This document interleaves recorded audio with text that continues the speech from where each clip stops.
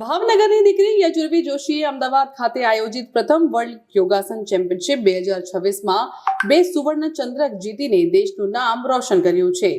Hand balance અને traditional group સ્પર્ધામાં ઉત્કૃષ્ટ પ્રદર્શન કરનાર યજુર્વીનું આગામી લક્ષ્ય 2036ના અમદાવાદ ઓલિમ્પિક્સમાં ભારતનું પ્રતિનિધિત્વ કરવાનું છે. રાજ્ય સરકારની પ્રોત્સાહક રમતગમત નીતિ અને આધુનિક સુવિધાઓના પ્રતાપે આજે નાના શહેરોની પ્રતિભાઓ પણ વૈશ્વિક મંચ પર સફળતાના શિખરો સર કરી રહી છે. આવો જાણીએ તેની સફળતાની આ પ્રેરણાદાયી ગાથા. અમદાવાદના ટ્રાન્સટેરિયા સ્ટેડિયમ ખાતે યોજાયેલી વર્લ્ડ યોગાસન ચેમ્પિયનશિપમાં ભાવનગરની યજુર્વી જોશીએ 2 ગોલ્ડ મેડલ મેળવ્યા છે. વર્ષ 2019થી યોગાસનની શરૂઆત કરનાર યજુર્વીએ શિસ્તબદ્ધ તાલીમ અને અથાગ પરિશ્રમના બળે ભારતીય ટીમમાં સ્થાન મેળવ્યું છે. હજી આગળ કોમનવેલ્થમાં તે યોગાસન સિલેક્ટ થઈ ગયું છે અને 2036માં અમદાવાદમાં યોજાવાવાળી ઓલિમ્પિક સ્પર્ધામાં પણ જવાનો મારો તો ધ્યેય છે.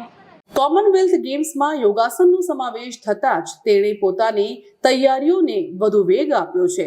આંતરરાષ્ટ્રીય સ્તરે ભાગ લેનાર ખેલાડીઓને સરકાર તરફથી 75,000ની આર્થિક સહાય તથા મેડલ વિજેતાઓને વિશેષ પુરસ્કારોથી નવાજવામાં આવે છે.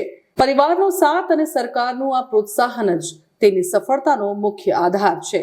તો ખૂબ જ આનંદ થયો, કેમ કે એને એટલા વર્ષથી એની એટલી બધી યોગમાં એની સતત એનું પ્રેક્ટિસ કરતી હતી. અમે પણ એને સપોર્ટ કરતા હતા. જે બાળકો રાષ્ટ્રીય કક્ષાએ અને આંતરરાષ્ટ્રીય કક્ષાએ મેડલ મેળવે છે તેમને સરકાર દ્વારા સહાય પણ આપવામાં આવે છે. આંતરરાષ્ટ્રીય કક્ષાએ જે સ્પર્ધાઓમાં ભાગ લે છે તેવા ખેલાડીઓને સરકાર દ્વારા 75,000 રૂપિયાની સહાય આપવામાં આવે છે અને જે મેડલ મેળવે છે તેમને ખાસ પુરસ્કાર આપીને સન્માનિત કરવામાં આવે છે. યજુર્વીની આ સિદ્ધિ સાબિત કરે છે કે યોગ્ય તક અને મક્કમ નિર્ધાર હોય તો સ્વપ્ન ચોક્કસ સાકાર થાય છે.